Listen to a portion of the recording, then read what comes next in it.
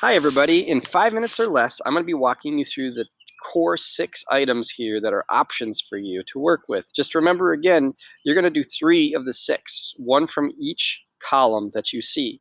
The middle column is where I'll start because it's likely the easiest and most creative. You aren't analyzing anything, you're putting something together. So let's get going. We're going to do this under 5. Here we go. First off is the blackout poem. Folks, I would love to see that you create something similar to these examples where you're going to pick a minimum of 10 words out of a piece of newspaper around the house, an old magazine. It could be something you print off the internet because you have a printer at home. I don't assume that, but you could just find a random story and any random page. It could be anything. And you're going to find words to create something that makes sense. Also then has an image in its backdrop or in the background that helps us kind of understand it or is beautiful or makes it look super cool. That's the idea behind the blackout poem. See what you discover. The headline poem is pretty straightforward. This one's 25 words or so, and it's essentially a clipped poem where you're going to go find magazines, newspapers, different things around the house, an old book. Same one for blackout, could be an old book. And you're snipping and cutting all these words and putting them together like a collage to make sense as a poem. Here's some examples you see. You could easily Google this yourself for ideas, but notice we're just using words we find in letters to put together into a new poem that makes sense. All right, moving back to the first category, these are the place nature poems, okay? The first choice is the farmstead place poem activity. Read the poem. You see that here's some annotation things I'd love to see you fill in as you read. And then below, after you read, these are ways of me guiding you to some of the important points I wanted you to learn. And then below, this is your planning page to create your own poem, kind of inspired by the poem above. So use that as your example.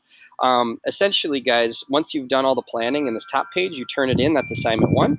Assignment 2 then is the actual taking the planning and putting it on a final piece. Whether it's digital, whether it's on paper, some way, shape, or form, put it together into something that makes sense. Basically, guys, pick a place. Pretend you're sitting in one spot and looking all around you, like where I am now. This lilac bush behind me could say wonders about how much time I spend outside and how much I adore nature.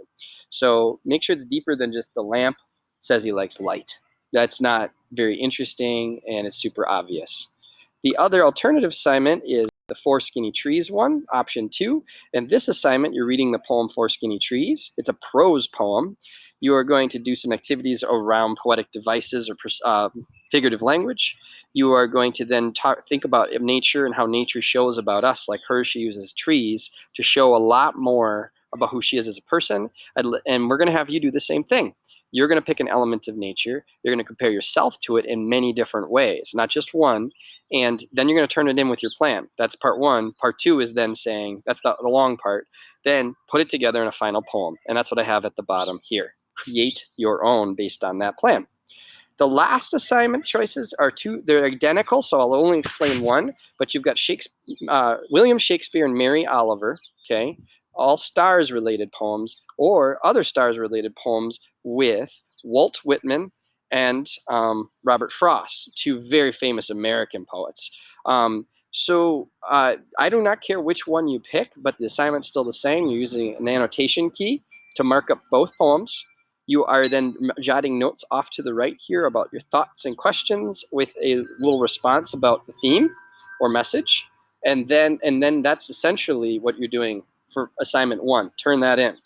Assignment 2 is a 1-pager. I'd like you to pick one of those poems, or honestly, folks, for this assignment, you could pick any old poem, one you always have loved, or maybe a new one you discover online, and you're going to create a 1-pager.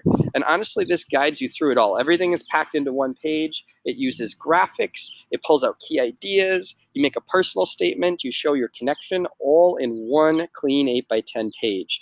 Again, I'm a fan of going less digital with these sorts of assignments, but you could also do this on a Google Doc, no problem, or a slide or a Google Drawings to get all the collage. You could make all kinds of cool things, but make it an example of what that poem is trying to show you. These stars ones is more choosing which poems you prefer. So I do not care if it's the first set or the second set, but the assignment itself is the same. It's 2 poems to work with, and you're annotating essentially and kind of thinking about it. And then the second part is always going into your 1-pager for a poem of your choosing or one of these 2. All right, folks, this wraps up my 5-minute video. I'm kind of walking you quickly through all of them. Send me questions. Thanks much. See you later.